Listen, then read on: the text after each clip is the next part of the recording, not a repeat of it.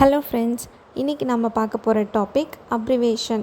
இது நம்ம தமிழ் குரல் அகாடமி. வாங்க வீடியோக்குள்ளே போகலாம். அப்ரிவேஷன் இது எந்தெந்த எக்ஸாமுக்குலாம் நமக்கு ஹெல்ப்ஃபுல்லாக இருக்கும் அப்படின்னா, டிஎன்பிஎஸ்சி குரூப் 2 ப்ரிலிம்ஸில் ஜென்ரல் இங்கிலீஷ் செலக்ட் பண்ணியிருக்கவங்க, தென் ஆர்ஆர்பி, எஸ்எஸ்சி, பேங்கிங் இப்படிப்பட்ட எக்ஸாம்ஸ் எழுதுகிறவங்களுக்குலாம் இந்த டாபிக் கொஞ்சம் ஹெல்ப்ஃபுல்லாக இருக்கும்.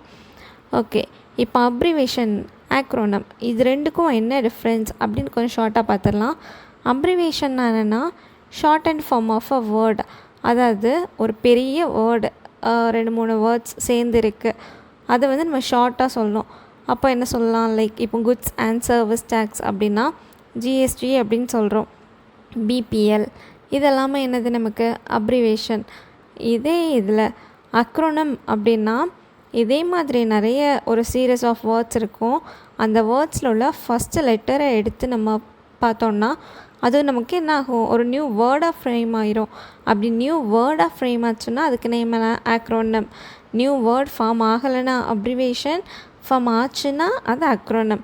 இந்த அக்ரோனம்க்கு எக்ஸாம்பிள் பார்த்தோம் அப்படின்னா நீச், இப்போ NEET அதை நம்ம என்னென்னு சொல்கிறோம், நீட்டுன்னு சொல்கிறோம். இதே மாதிரி பின், LAN, லேன் இதெல்லாமே நமக்கு என்ன தான், அக்ரோனமோட எக்ஸாம்பிள்ஸ் தான்.